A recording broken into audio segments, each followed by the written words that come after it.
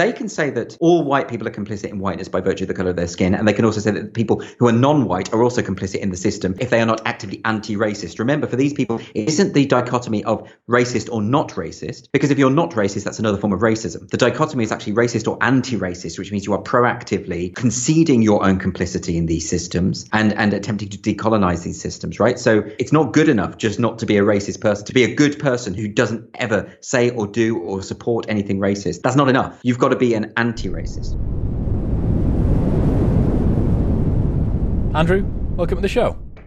Lovely to be back. It's been a while. How long's it been? More than a year, I Just think. over a year. You were en route from London to the Fringe, dropped in for a quick coffee, and then... That's right. Yeah. It was fun. It was good, but none of that anymore. That's not how the world works now. No. It's all remote. It is. You're on holiday at the moment, somewhere nice. Well, I'm not really. I'm working. I'm on the Amalfi Coast. I'm staying in a small town halfway between Positano and Amalfi, and I spent the day in Capri the other day, and I've been to Pompeii, so it sounds like I'm having a good time. But I am here to work, and so for the rest of the week, I'm not going to leave the flat. I'm just going to sit here and write because I can't work at home. Too many distractions. You're reading future classics. I normally go away to. No, I'm not. I'm working on a new book, and because the last two books I wrote in Sark, the Isle of Sark, but I can't get there because of the quarantine rules. So I had to come to Italy. So it's fine. Yeah, it's a tough life, isn't it? Yeah. Yeah, no, but it's good. It's good. I mean, I've got the space I need just to focus on stuff. I like it. So what have been the major developments in the woke world this year? I mean, where do you begin? It has exploded. When I last spoke to you, I was often accused of exaggerating the problem, and people would say, well, you're just complaining about the behavior of a few rogue students here and there on university campuses or a few nutcases on the internet. Well, I've been proven right, haven't I? Because now it's not that. It's demonstrably not that. The evidence of everything I've been writing about and talking about for the past 5 years is absolutely everywhere. It's incontrovertible. And if that sounds arrogant, so be it. But there you go. I told you so. The prophet has arrived. I fucking told you so, and you did nothing. And you attacked me. You just attacked me. I am Cassandra. You didn't believe my warnings, and here we are. Had you heeded my prophecies, perhaps this could have been evaded. So other than being one of the four horsemen, where is the world of, if there's trends, if there was like a trending in the world of woke, sort of where's it gone this year? Yeah, so it's been a kind of just a concatenation of unfortunate circumstances. We had obviously the pandemic and the lockdown, and this created this kind of tension and this kind of this sense of frustration. It meant a lot of people were spending more time on the internet rather than the real world, which means that they have a skewed perspective of how things are going. And then all of a sudden it explodes because of the death of George Floyd. So there's this, what starts out as very important, legitimate protests against police brutality. I'm personally very nervous about any kind of overreach of the state, as you know, because you know about my work. So I do believe instances like that do require rigorous response and rigorous protest. But very quickly, it became quite clear that this wasn't about George Floyd anymore. It was about this whole host of other issues. And it was actually more a kind of catalyst for the culture war to explode into the mainstream, which is exactly what happened. And then you have all major corporations, all major businesses, civic institutions, schools, universities, absolutely everyone in lockstep over basically issues they don't fully understand. I mean, when the BBC, for instance, and Sainsbury's, as of this week, telling their employees to read White Fragility by Robin DiAngelo, which is a book which is, I suppose, the most popular example of critical race theory that we have at the moment, but it is a very shoddy piece of work, which has been widely discredited and doesn't have the kind of academic respectability. Once you move beyond that sort of niche of the kind of postmodern offshoots, such as critical race theory, disability studies, fat studies, gender studies, intersectional feminism. Once you go beyond all that, people don't take Robin DiAngelo very seriously. Businesses do, corporations do. They pay her thousands of dollars to go in and shout at their white employees and tell them how racist they all are. But it's such a dangerous, divisive, backward, philosophy of life. It's the idea that you divide us into oppressed and oppressor, irrespective of our personal circumstances, and it's racist in every way it is possible to be racist. It degrades people of color by telling them that they're always going to be victims, that they will never achieve anything that they deserve to achieve, and it's racist against white people because it tells them that they're all oppressive and racist, and in particular Robert DiAngelo, who will claim that if you deny your complicity in white supremacy, that just proves you're a white supremacist, right? So it's absolutely appalling and abysmal. And of course, because she used the phrase, and people of that ilk use the phrase anti-racism to describe what they're doing. If you complain about anti-racism or make the case that anti-racism is a bad thing, it sounds like you're saying that you are for racism.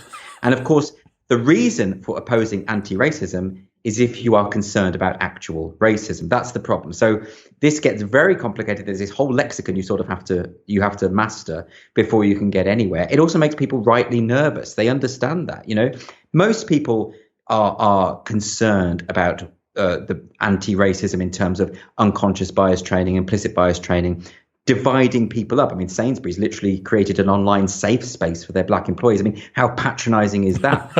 So people are nervous about this, but they don't want to be seen to be opposed to anti-racism. It's a very clever phrase that they use. But what people have to understand is that anti-racism is a rehabilitated form of racialized thinking. In other words, it is a form of racism. And if you really care about combating racism, as I do, then you will oppose anti-racism. And you'll go back to the liberal approach to combating racism. And the reason why that's a good thing is we've got the past 6 decades of progress which prove that it works. And sure, it hasn't achieved a complete utopia where racism doesn't exist. That will never happen because we live in a society of human beings and there's always going to be some nasty pieces of work amongst us, right? But the absolute best way, as has been proven by recent history, is the liberal approach, is that you tackle racism rigorously whenever it occurs. What you don't do is create this faith-based philosophy where there are nebulous power structures that only people like Robin DiAngelo are qualified to detect. And therefore you implement policy on that basis in the government, in the arts, in education, in the media, absolutely everywhere.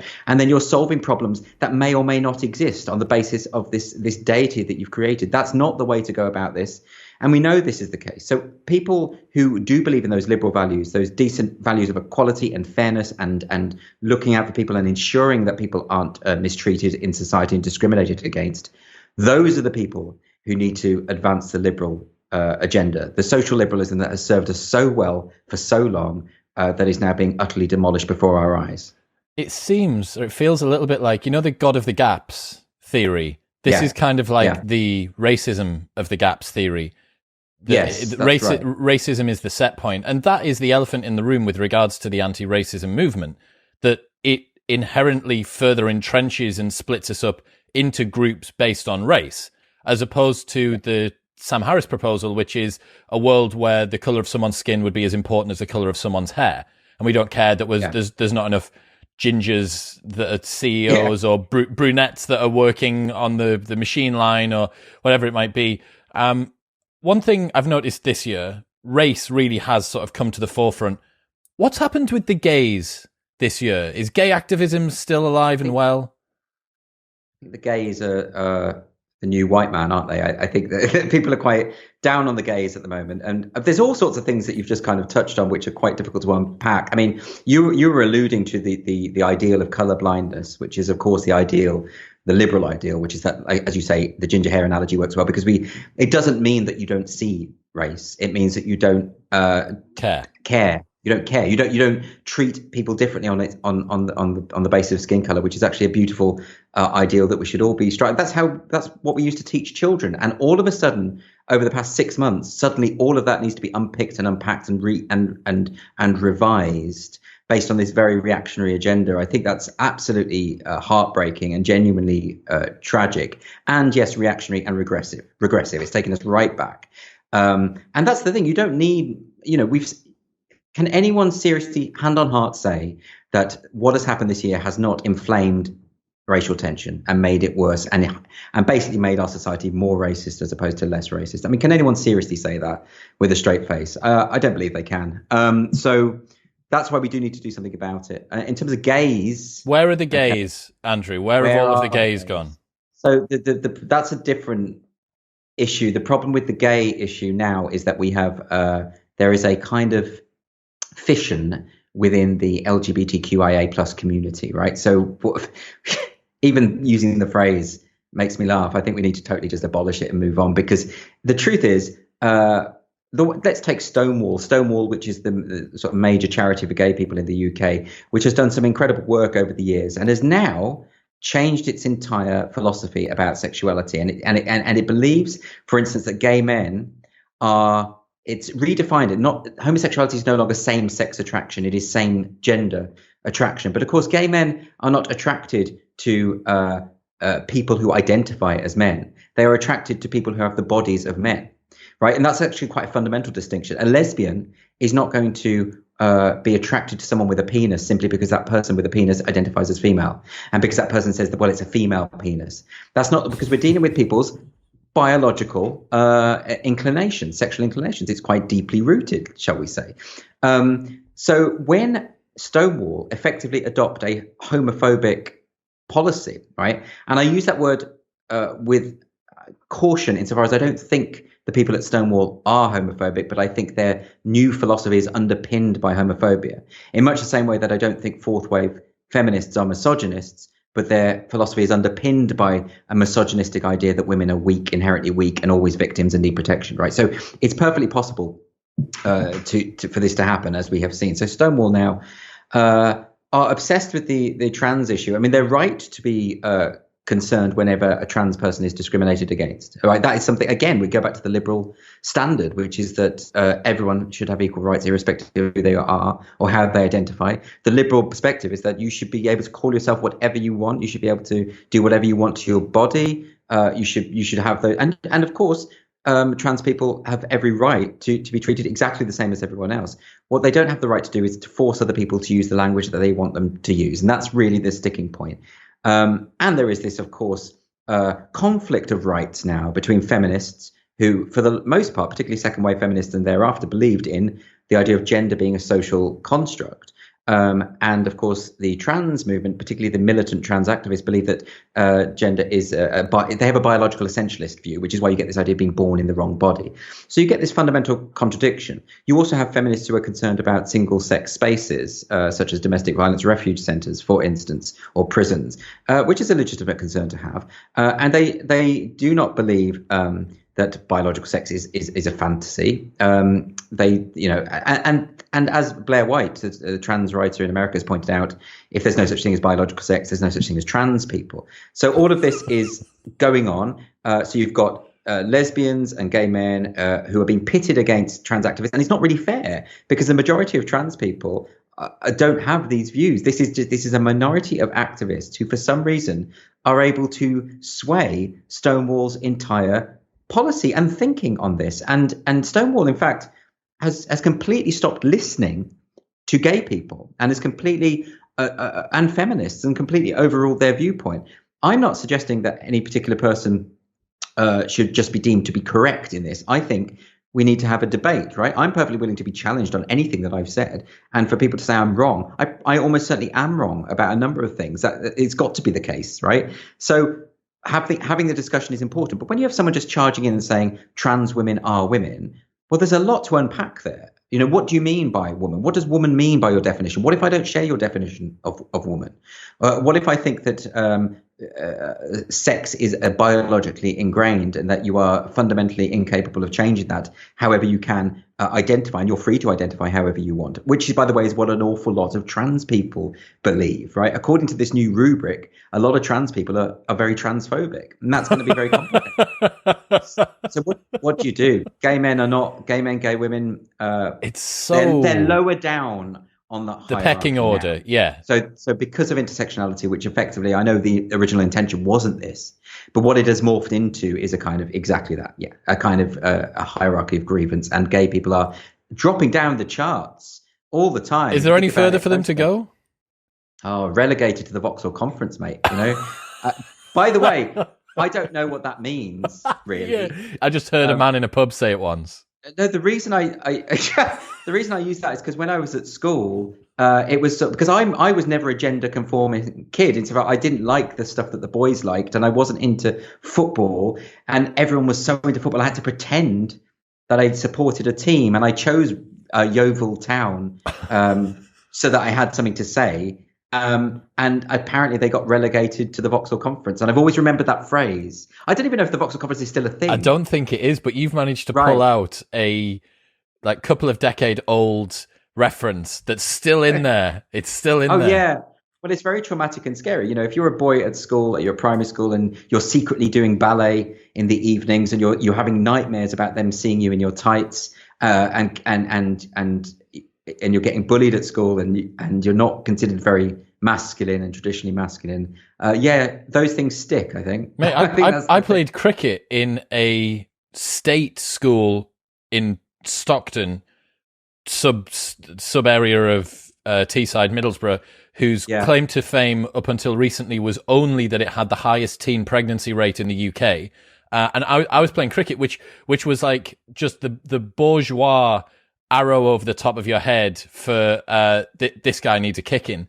Cricket is basically PG Woodhouse and that kind precisely. of quintessential old school Englishness and Etonian kind of that's wanky. That's very very wanky. Did you see the campaign to decolonize Mars? I didn't. Well, it hasn't been colonized yet, has it? Let me lay this one out for you. Okay, I haven't come across this one. Decolonizemars.org, an unconference on Mars.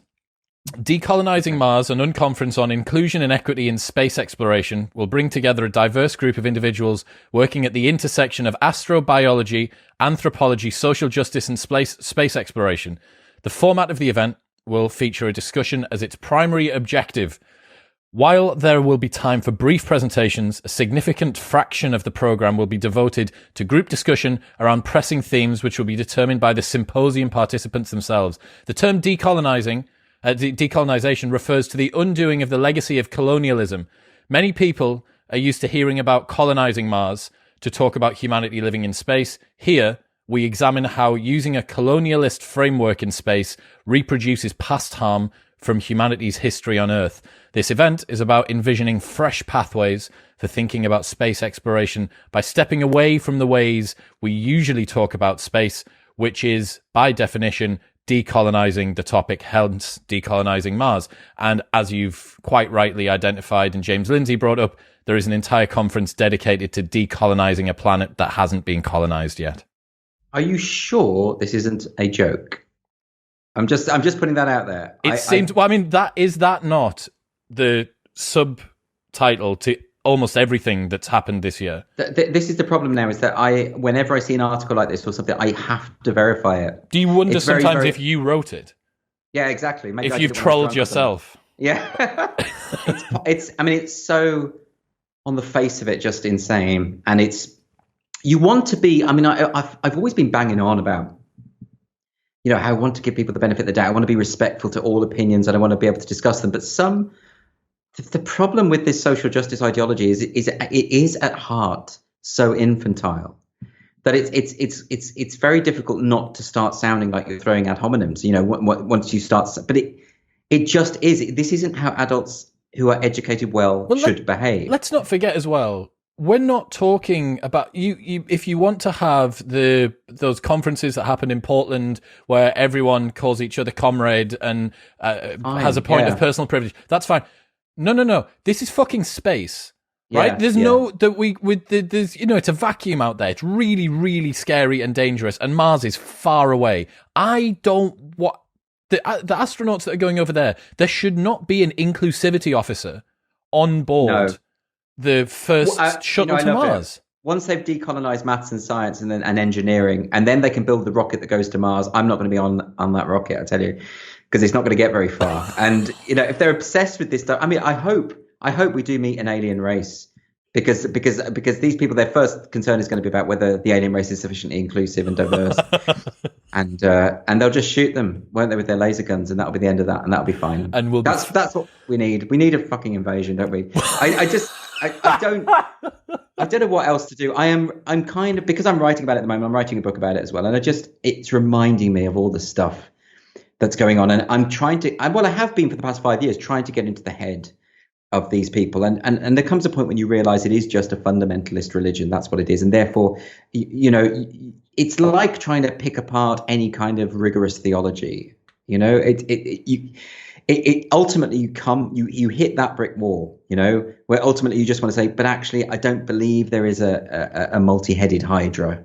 I just don't, so I'm not going to accept the premise from which we build your entire esoteric religion. I'm just not going to do that. And that's what we're dealing with here. And it is a worry. And I don't know what the solution. I think people need to learn things again. These people have been failed by education, I believe. And I don't know what to do about it. I'm concerned, and I brought this up with Douglas when he was on the show. My concern is that the smartest minds of our generation are having their mental RAM taken up trying to argue the fact that men and women are different. And if the great filter exists, which is a theory put forward by Robin Hanson that explains the answer to the Fermi paradox, why are there no aliens out there? There is a particular barrier that all civilizations need to get over. Perhaps it's not having aggressive global warming. Perhaps it's having correctly controlled and aligned artificial general intelligence. Perhaps it's any one of a number of other things. Like, if that great filter exists, and the reason that we don't get past it is because we're playing these childish, like absolutely infantile games of your hierarchy versus my hierarchy, and I'm going to do moral grandstanding because it's a status signaler and blah blah blah. Like, we don't deserve to colonize the galaxy. Well, the problem is, though, it's such a small. I think we do deserve it. It's a small minority of people who've just taken over academia. I mean, that's really all it is. And people go away to universities and they are pumped full of this stuff, which is stupid. Just stupid. I mean, the number of the arguments I've seen on Twitter, and it's blue checked academics saying the most ignorant, stupid things, and you just think, well, those are considered the most educated people in the world, aren't they? And that's and yet normal people know that they're full of shit, and that's a worry. That's a worry, isn't it? I don't know. And I don't want to sound conspiratorial, and I know that this idea of the long march through the institutions, the Gramsci idea, is kind of considered to be conspiratorial, but well, certainly it wasn't from the outset. I mean, there were neo-Marxists who were concerned about the failure of Marxism to stir up a revolution, and they wanted to know why, and they believed that the way to do it would be through this kind of inchmeal approach where you do infiltrate the church, say universities, the major institutions. So there was that blueprint in place. There was an attempt, and that's not conspiratorial because they were so open about those intentions. They wrote about those intentions, and it did happen. However, I think largely it happened by accident. More than anything, I think it happened by accident. I just think those sort of original thinkers of the Frankfurt School, the Horkheimers and the Adornos and the French postmodernists of the 1970s, who were coming from a different branch, but they have these sort of overlapping concerns. They just took hold, and I think it happened by accident more than anything else. But it just took hold, and I mean, certainly when I was studying at university, that sort of Foucauldian idea of the world, the power structures that we now hear about all the time, it was just completely compulsory. That this was just taken as a given, and then it went out of fashion, weirdly. So this obsession that we now have with language, I mean, that social justice activists, they're all obsessed with language and policing language, and you mustn't say this. And the reason they think that is because they think that reality is created by language. Effectively, if you can police language, the world becomes better, and people think in the right way, But all of that stems from this postmodern overemphasis on language. It's why the postmodernists had no clue about the visual arts. They were totally ill-equipped to assess the visual arts, right? They couldn't do it because they just think linguistically, obsessively. The Derridas of the world, the Jean-Francois Lyotards of the world, is just obsessing with language, and that we now have the legacy of that. But I should say, all of this stuff went out of fashion about 10 years ago, 15 years ago. It's just for some reason it's gone into the and you've got those sort of the worst kind of know-nothing academics who are holding on to it. And the reason they hold on to it is because if you believe in this belief system, you don't have to do any reading. You don't have to know anything. You don't have to spend any time in the library. All you do is read a few sort of these textbooks, these foundational texts, and you're good to go. Well, it's why it really... It really makes me laugh when you hear that phrase, educate yourself. And the activists always say, educate yourself. Well, they don't actually mean, for a start, they haven't read Foucault and Derrida. They haven't read the things that they cite. When they say educate yourself, they mean read the 1 or 2 books they've ever read, which are probably White Fragility by Robin DiAngelo. Get White Fragility on an Audible free trial. That's what they mean. Yeah, or How to Be an Anti-Racist by Ibram X. Kendi. They've basically got those 2. Maybe the Rene Edo Lodge book, maybe but what does the X stand for in Ibram Kendi? Is it a name? He's changed his name to that. That's not his birth name. Ibram X Kendi. So I can only assume it's an allusion to Malcolm X and to the practice of black activists in the Black Power movement changing their name to an X. I don't know enough about him. Me neither. All I know is I don't like that book, and I have to read these books. I mean, this is the thing that bothers me. He's just done one called Anti-Racist Baby. I don't know if you saw that. I've seen it's gone out. Yeah. What is it, like a pop-up? Is it pop-up book with people in pointy hats? No, it doesn't have pop-ups. It's one of those.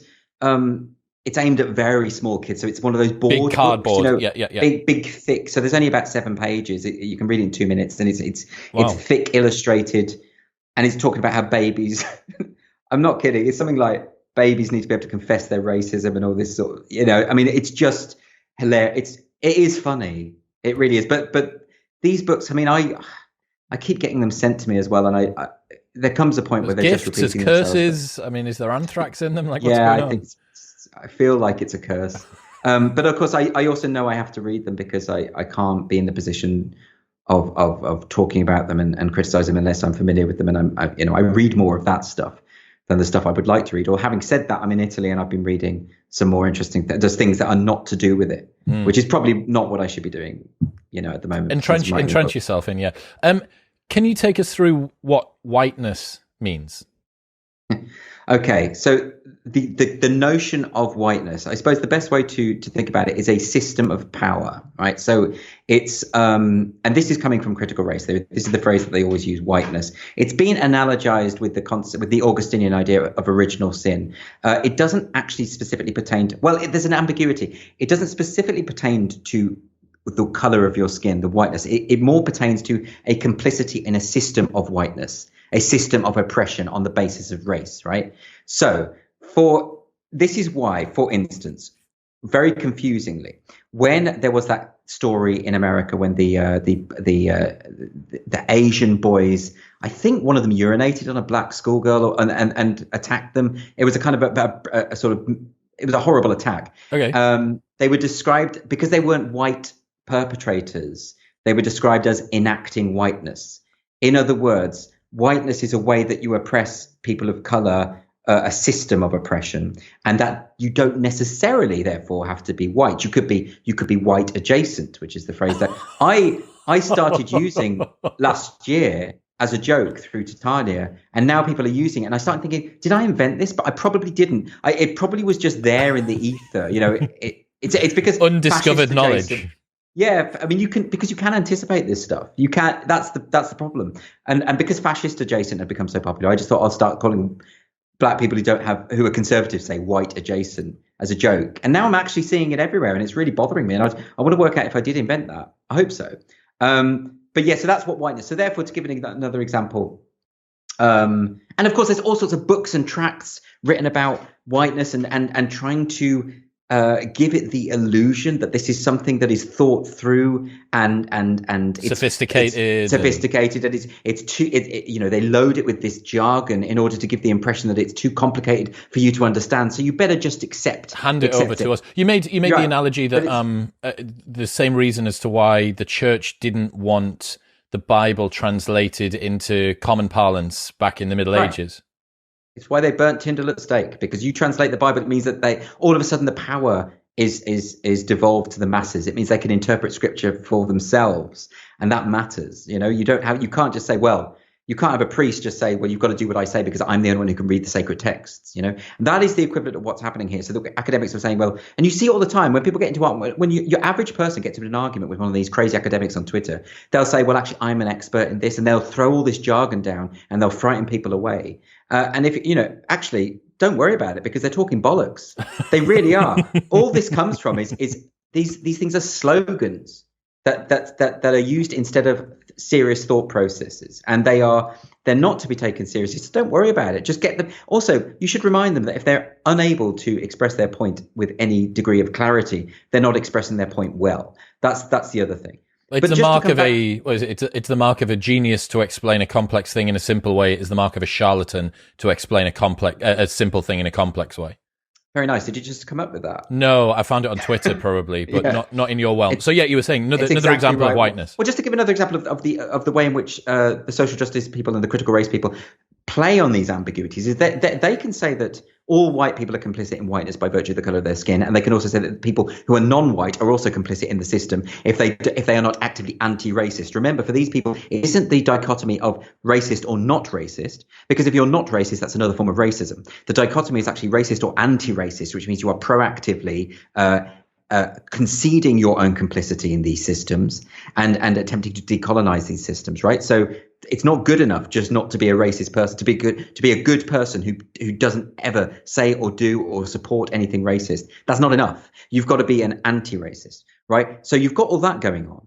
But then they will play on it and make it racial. So then you've got like the Resisting Whiteness conference that was at Edinburgh University, where they said explicitly that in the Q&A section at the end, white people were not allowed to put their hands up and ask questions. So, well, in that case, you are making whiteness explicitly about skin color. And in that circumstances, what do you do if you're mixed race? Can you speak in a low sort of hushed whisper? How much whiteness are you allowed to have? Do you get like half a question, or how do we? And also, we're all mongrels of various races. So how much do you get to speak? Do I have to have a DNA test to decide how much I can speak? So on the one hand, they like the fact that it alludes specifically to race and skin color, and on the other hand, they will deny that it does, and that race is a social construct and all the rest of it. So it plays on the ambiguity. It plays on it. It's in the same way that they play on the idea of social justice and liberalism, and they play on people's good natures and good intentions in order to get what they want. I think it's absolutely ghastly. So you can have, for instance, academics who talk about how whiteness is evil and we must abolish whiteness, as we've seen from a number of, I think there was a Cambridge academic who said exactly that. But of course, what she's doing is she's enjoying the fact that she can have a pop at white people. But then she can defend herself by saying, yes, but when I say whiteness, I'm talking about this oppressive system that I believe in, this magical system that we all, us fellow academics, talk about amongst ourselves. So you can have it both ways. It's really bad. It's like the old school closet racist comedian that would make overtly racist jokes and then say, "Just a joke, mate. I'm only joking." Or the same as the guy who is vehemently anti-gay, but if you put some gay porn in front of him and stick him in front of an MRI, he's got much more of an arousal response than anybody else in the room.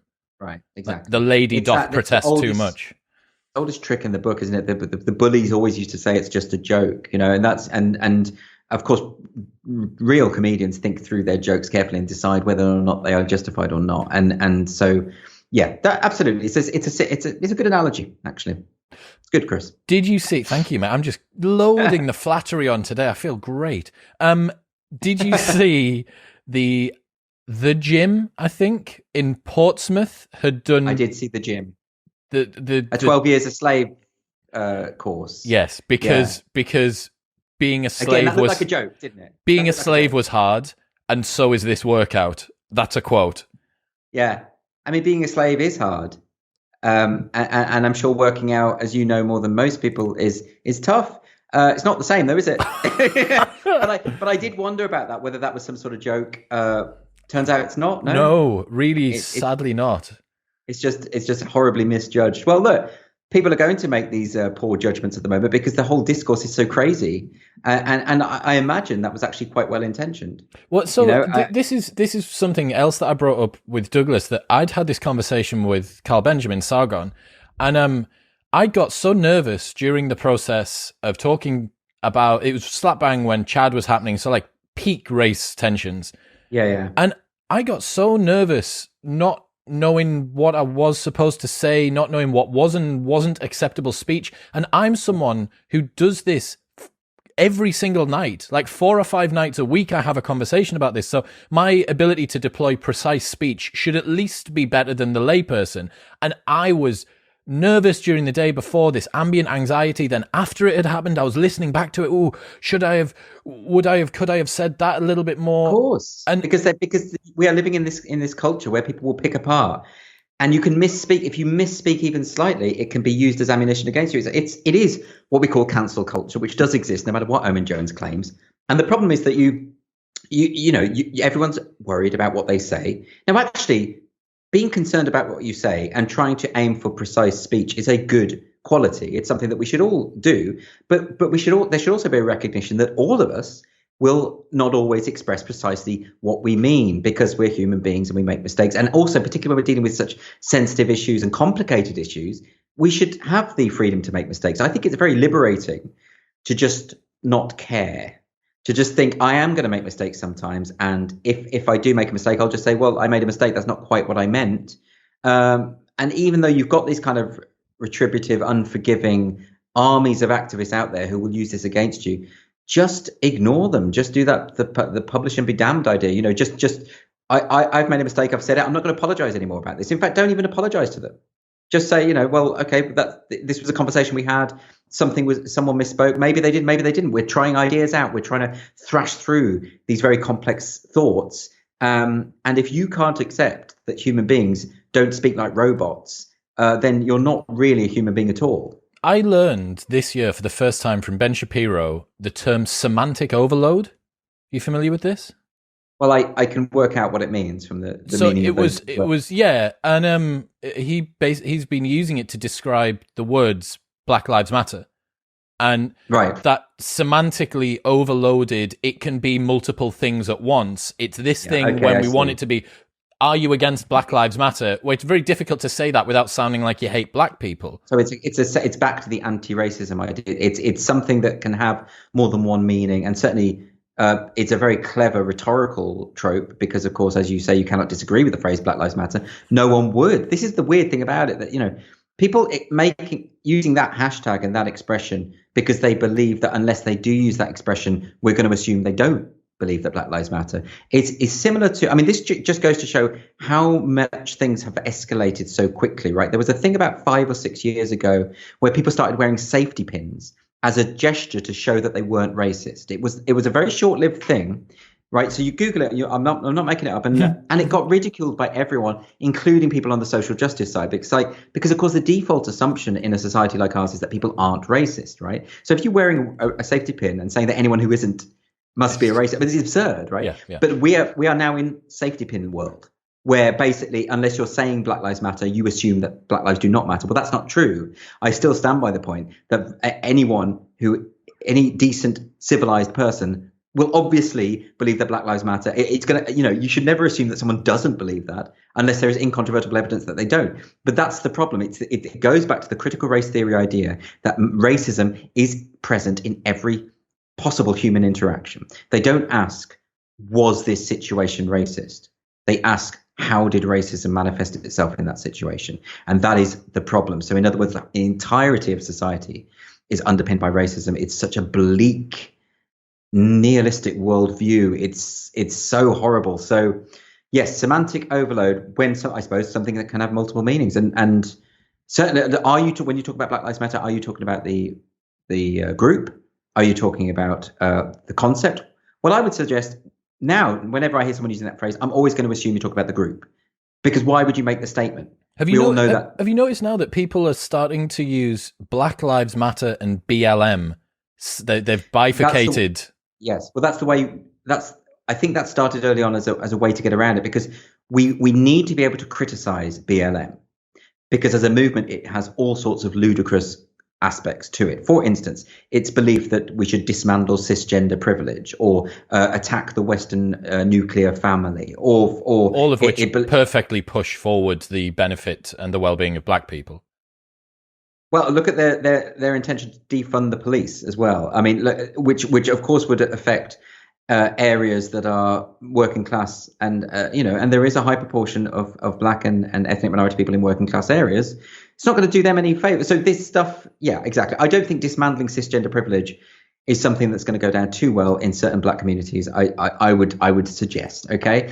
Well, I mean, if you know anything about the history of black gay people, they have had it tough in this country in their communities because of cultural issues, religious issues, and all sorts of things. I don't think dismantling cisgender privilege is going to go down well. So you're right. BLM, and of course by saying BLM, you're avoiding having to say I oppose Black Lives Matter. You can say I oppose BLM, right? And I think lots of people do. I think the idea of demolishing capitalism, right? I think a lot of people are uncomfortable with. I don't understand why schools across the country, schools like Eton, are putting out statements in support of Black Lives Matter, private schools, right? When if you took the Black Lives Matter agenda and applied it to society, Eton would be razed to the ground. It wouldn't exist because it charges extortionate rates. It is the hub and training ground and cradle of capitalism, right? So to have them support a movement that wants to see them abolished is utterly retarded, right? And I know I'm not meant to use that word. I'm using that word in its literal meaning of to go backwards before you start complaining. Yeah. But see, even I'm doing it now. Even I'm worried about what. So I'm this saying. is the thing, that semantic overload and this. It's even tropey now to say, oh, it's so 1984, isn't it? You know, Orwell prophesized all of this. I'm like, I'm so bored, so bored, and I can't imagine what it's like for you, who's further entrenched. You know, really, really sort of swimming through the muck and the feces and the blood and the straw, and just desperately trying to get out the other side. So, yeah, it's what can you say? It's depressing. Do you not get depressed by this? I mean, massively, man. This is why I brought it up with Douglas as well. I was like, mate, I want to know what you've got to say about how to lead a good life, about what it means to have human flourishing and fulfillment. I want you to dip into your bottomless back catalogue of literature and understanding of how, you know, the Renaissance and the Enlightenment and all this. So that's what I want to learn from Douglas Murray. I don't want him to write fucking Madness of Crowds, like, you know, wonderful book, and the Titania McGrath stuff that you do is fantastic. But as he brings up, like, when the barbarians are at the door, we'll be debating about what gender they are whilst we get Kalashnikoved in the head. Right. See, this is it. I want to be able to do other things, but I mean, I love it when I get to write an article about something that has absolutely nothing to do with this, you know, and that's always good fun. And, you know, obviously because I write other things, I write plays, I write musicals, I do all of those things. And I'm still doing that. You know, I've just finished a new musical, but it does dominate, unfortunately. And the reason it does dominate, as you pointed out, and as Douglas has pointed out, unfortunately, unless we win this, nothing else will matter anyway. So actually, it is quite important. Here's what else I think. Another reason that I think you guys are so compelled to do it. And James Lindsay's a really good example of this. It's a man with a PhD in pure mathematics. Like, James, mate, you should be getting us to Mars, not doing fake intersectional studies on dog parks. But what I think it is a little bit like a more incredulous version of TikTok for academics. Right. Like, imagine what TikTok must be like for a 13-year-old. You just can't stop watching it. It's so compelling, but there's a layer of indignation as well because it's self-contradictory and the hypocrisy's there, and there's a level of virtue as well, as you've said. We need to win this war, so on and so forth. But I really do think that it is the low-hanging fruit, like woke bashing is kind of the low-hanging fruit that constantly, I can't believe that they've done this again, and then there's a new one, and there's a new one, and there's a new one, and there's a woman in a khaki one-piece with her PayPal address up on a whiteboard telling everyone in the room that they're racist, and you know what I mean? And of course, the risk is always that you're going to focus on the more extreme manifestations of this phenomenon, and that is a risk. And if it were just that, I wouldn't care, honestly. If it was just a few nutcases doing their thing, I wouldn't care. It is not that. It is not that. It is institutional capture. That's what's happened. So that does matter. It matters because these are the people who make our laws. These are the people who will arrest you for quote unquote hate speech. These are the people who will educate your children. These are the people who will decide whether or not you are eligible for a degree or not, based on your fealty to a particular religion, basically. So that is it is in that sense a civilizational threat, and in that sense it needs to be countered. It isn't the idiots on Twitter with the pronouns in their bios who are just shouting insults at absolutely everyone. You can just block them and move on, and they have limited power. But the people who have attained such a sort of such clout in things like the civil service, in things like the quangos, that's in the government, even in parliament. These people have clout. As I say, they have power, and it needs to be addressed because it has an impact on all of us, whether we like it or not. So, I wrote an article this week actually about this, which was on Spiked, which talks about this problem of the culture war. Is that there are two versions of the culture war out there, and I call it the tabloid version and the substantial version, for want of a better term. Insofar as the tabloid version is like snowflakes and anti-snowflakes and cucks and the libtards and all the rest of it, right? So you get all that going on, right? Now, I don't engage in any of that business. I don't call people snowflakes. I don't call people libtards. I'm not interested in any of that stuff, right? I don't want to own the libs because I consider myself a lib, right? So all of that stuff I don't get involved in. But then there's the substantial version of the culture war, which is what it really is. And the culture war, what it really is a view of society where you value liberty or you value authority. It's liberalism against authoritarianism, and that's the culture war. But the problem is that by pushing back against these really important issues, legitimate grievances, where you're saying the state shouldn't be overreaching to police what people say, right? You're pushing back on that stuff, and then you get mischaracterized by people who play on that ambiguity and say, oh, you're one of these snowflake bashing culture warriors. No, we are critical of the culture war, of that kind of culture war, and want to hasten its demise. That's not the same thing, right? We are critical of those things. What we're actually concerned about is the soft authoritarianism of the social justice ideology, which does require a serious pushback.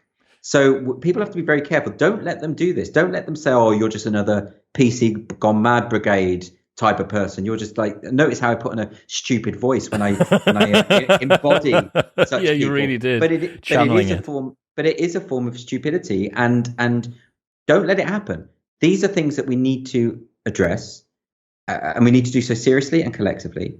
And we shouldn't be put off by people trying to mischaracterize what we do as being this tabloid version of the culture war, which isn't really what it is. The left has won the culture war, and now they're just driving around shooting the survivors. That's a quote. Who said that? Naval Ravikant, who's an angel investor from America. But the left has won the culture war, and now they're just driving around shooting the survivors. Holy shit, if that's not true.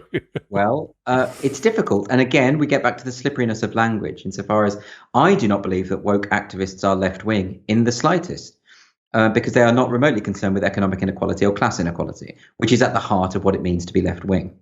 It's a very bourgeois movement, the work movement.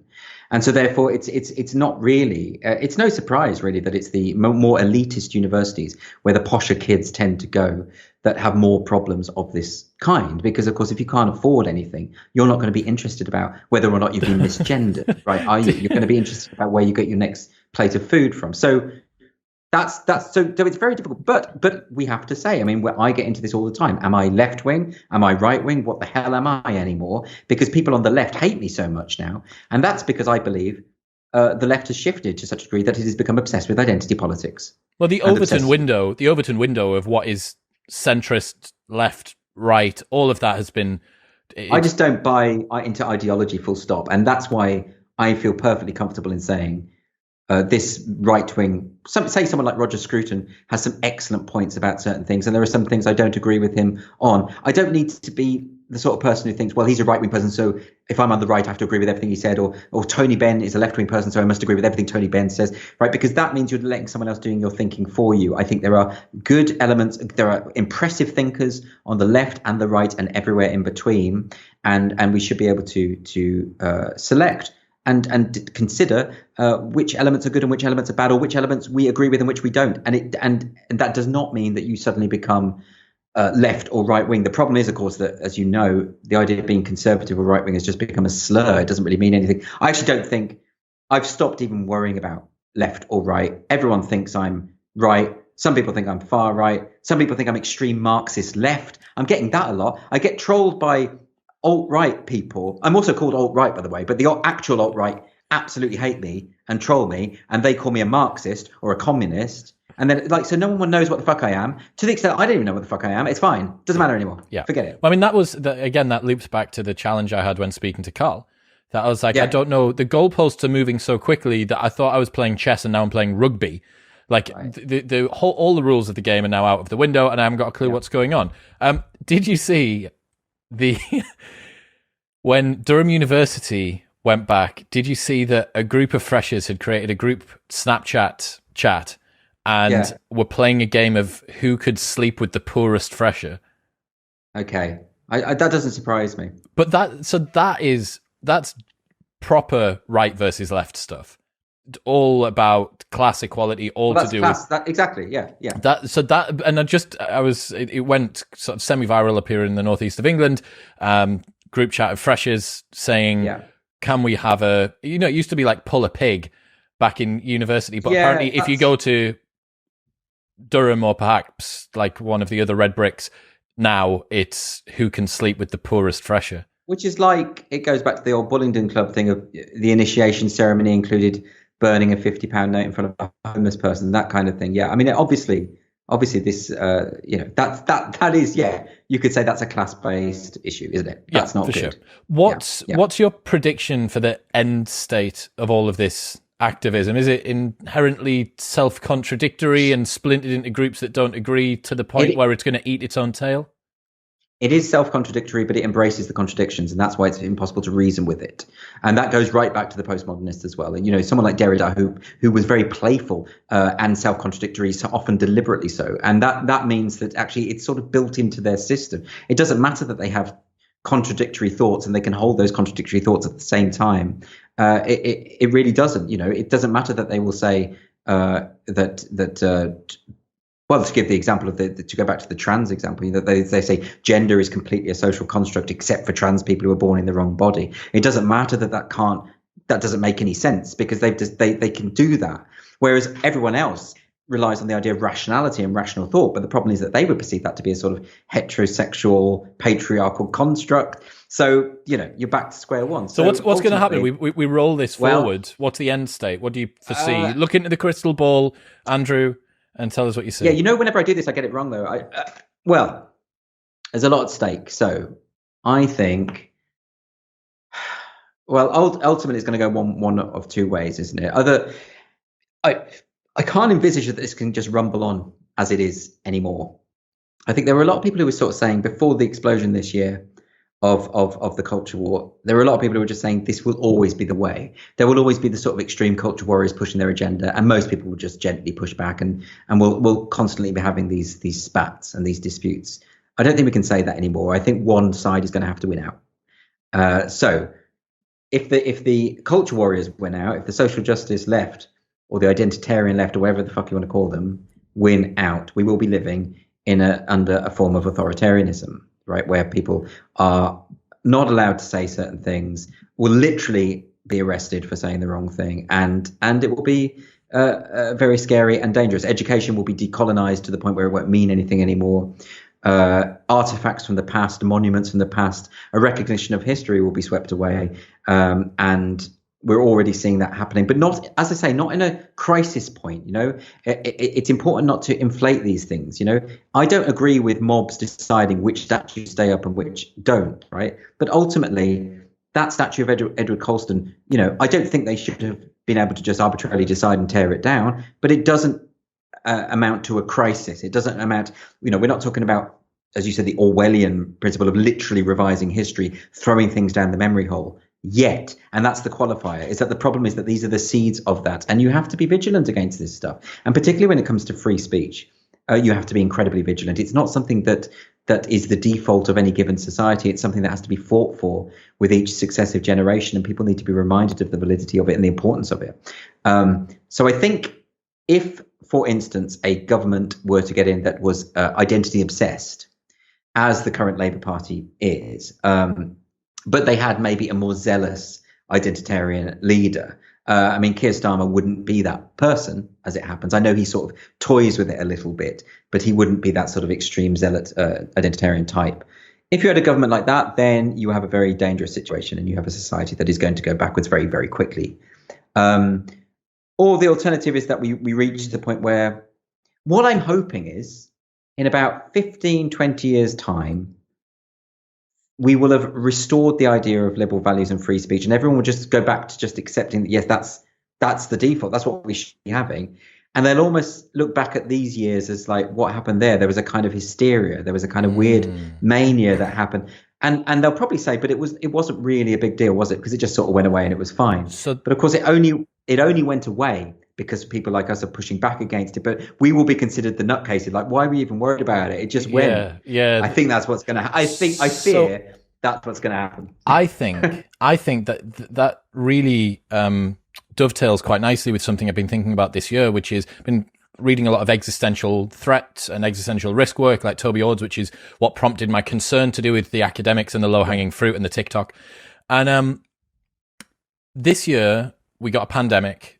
It's been anyone who's looked at existential risk or anything coming out of the Future of Humanities Institute knew that this is one of the big ones. The control problem for artificial general intelligence is another one of them. But we got delivered, touch wood, we got delivered such a piss weak pathogen. The mortality rate on it's just not, the incubation period and the transmittability are all okay-ish. The R number could be, if I was designing one to end the human race, the R number might be a little bit higher, and the incubation period where you're asymptomatic also might be a little bit longer. But we got delivered, here's the beta test, here's the demo version exactly. of I know what you mean. What happens, and maybe this is the ideological conceptual equivalent where people are trying to hijack all of the institutions that mean the most, like education, like children education, higher education, the arts, popular culture, politics, all of that stuff. But they did it with the Marxists that some people speculate are the conspiratorial pushers of this, that are in the background, that are the Trojan horse that this particular ideology is trying to deliver. They got on the wrong horse. They chose to get into the wrong thing. And it was just so inherently ridiculous that we are now inoculated in the future moving forward. Maybe. I hope so. I think there might be something to that. Insofar as, I suppose the analogy is if we have a much more serious pandemic, we'll be better prepared for it because we've lived through this. And similarly with the social justice stuff, maybe. I don't know. But the problem is that they're pretty well ingrained in these institutions now. This isn't something, it feels like it's just happened overnight, but it hasn't. It's been percolating for decades. So it is about, and again, I don't think the response is, do we have a long march through the institutions the other way? Do the liberals find a way to infiltrate? I don't know if that's the right approach either, but it's going to take an awful lot to undo. But yes, I think that could be the case, that enough people are now pushing back on this stuff, that when the big wave comes, maybe we'll be less tolerant of it. Maybe. Yeah, precisely. Because actually this has only really happened not so much because of the screaming activists. It's not really them. It's not the people with pink hair screeching and setting off fire alarms. It's the people capitulating to them. That's the problem. You see, what should happen? Let's give an example. The RADA, the Royal Academy of Dramatic Art, issued a statement saying that they are systemically racist an institution, as everyone is saying at the moment. Which begs the question: why would anyone want to go there? I'm not going to support a racist institution. I really love the fact that Princeton made that confession and was then investigated by the Department of Education, because of course racism is illegal, by the way. So I don't trust it. I don't trust it when I see companies saying, "Yeah, we're working hard to dismantle our white supremacy." I'm like, why are you telling me you're a white supremacist organization if you don't really believe? You don't. Sainsbury's, right? If Sainsbury's is white supremacist, I'm going to Waitrose. I'm just not having this. But you were educated at Oxford, Andrew, so it would only ever be between Waitrose and Marks and Spencer's, right? I know. I quite like Lidl. Lidl has good wines, by the way. Don't let anyone tell you different. Fine. So listen, I would suggest, and look, because they don't really mean it, do they? There's no way that Sainsbury's think they're a racist organisation. Of course, they don't mean that. So don't say it, you utter idiots. Don't say it, right? So. I can't remember what my train of thought on this was. I can't even remember. RADA, right? So here's the example, right? Yeah. So RADA's statement that they were, and then of course this ennobled all of these crazy students, and not all of them, but just a few, to write 100-page document of demands saying how they need to decolonize RADA. 100 pages, I'm not kidding, right? It's online. You can feel it. It is the most insane, unhinged document I've seen for an awful long time. It is so entitled. It reeks of entitlement. It's like we get to decide absolutely everything. We believe in these power structures. Everything is racist. You're institutionally racist. Everything, it's absolutely insane. It's like the ravings of a madman. It's like Jack Nicholson in The Shining writing all those pages of the same sentence over and over again, because that's what it is. It's the same demand phrased in different ways a million fucking times. So there's that going on, right? And the response to that should have been that the heads of RADA should have said, thank you for your concerns. You're perfectly free to leave because we're not going to capitulate to your demands. Bye. Go and do your crazy shit elsewhere, right? Because we've got to teach people how to play Yago or whatever, right? So that's what people should be doing, right? But what they do is they say, oh, absolutely. They bow down. They say, because they don't want the scandal. They don't want the Twitter storm. So they capitulate. So capitulation is the problem, not the activists themselves, because the activists are always a minority. There's not many of them, but now they know they can get their way. They're like toddlers. If you screech enough, they get their way, right? You've got to be disciplined with toddlers. You've got to smack them around the head and say no. Actually, no, don't. See that again? I could get in trouble for that. I know. I'm going to stick by that. I'm going to stand by that. Andy Node. Beat up your children. Beat them up. Hit them. I'm sticking with that. Hit them with anti-racist baby. Hit them with a copy of Anti-Racist Baby. That's because it's hard. Yeah. It's that thick board book. You could do some real damage to a toddler with that. Please do not. Obviously, we're joking. Final question. Oh, wait, would you get demonetized if you leave this bit in? No, not at all. I don't. I managed to get. I have no idea what YouTube loves me at the moment, but I managed to get Sargon of Akkad comments on the media's view of blackface monetized. Brilliant. And that was monetized. Brilliant. It's quite inconsistent, isn't it? I mean, even though we were just joking about hitting a child with a book, if you wanted to, and if you were of a certain mindset, you could take that literally. Because let's face it, the social justice lot aren't very good at humor and working out when you're not being. And that wasn't even satire. That was just being flippant and stupid, right? But they can choose to take a stupid comment literally. The problem is that human interaction is full of stupid comments. That's part of the fun. We shouldn't have to worry about saying something that might offend someone. And I have to say the YouTubes of the world, the Facebooks, the Googles, they're not good at this. But if you've escaped the demonetization, then good for you. So far, I know a lot of people who have no controversial elements. Didn't they even demonetize? I think YouTube demonetized Diamond and Silk, who were Trump supporters, but they're two black women who are inoffensive. They never swear. They never even swear. They don't say anything. They just have political views that the social tech giants don't like, and they demonetize. It's outrageous. Dangerous, man. Anyway. Final question. Who is going to win the 2020 election?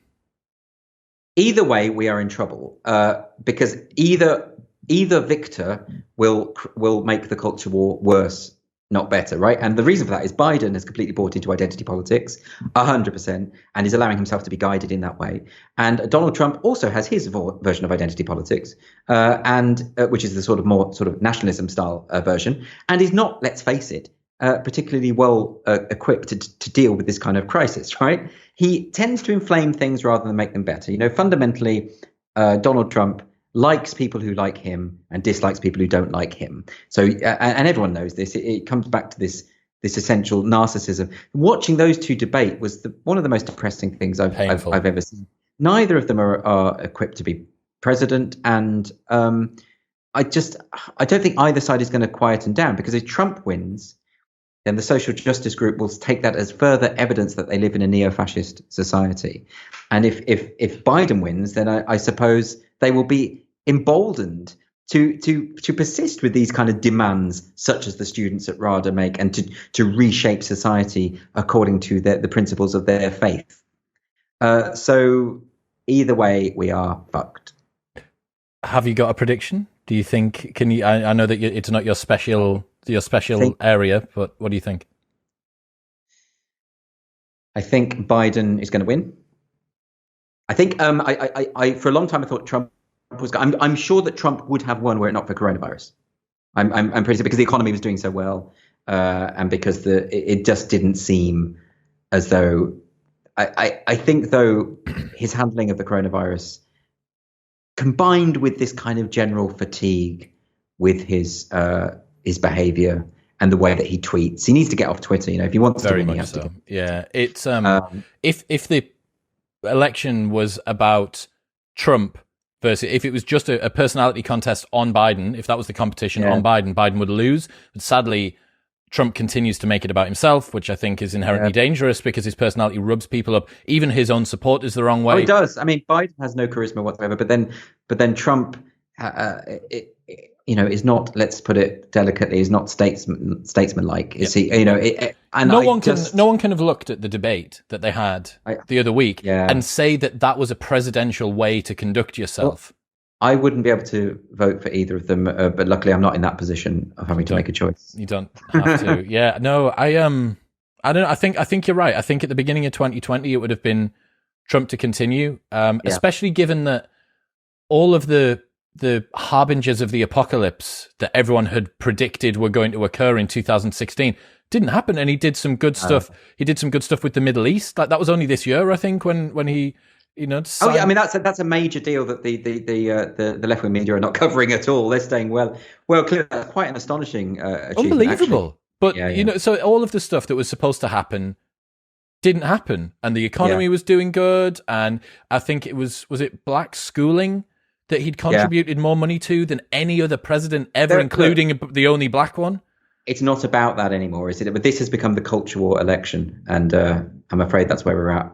By the way, my battery is about to go, and I don't have. In that case, we're going to leave it there. Titania McGrath's little book of intersectional activism, linked in the show notes below, including some of her favorite characters from history and how you can teach your children to.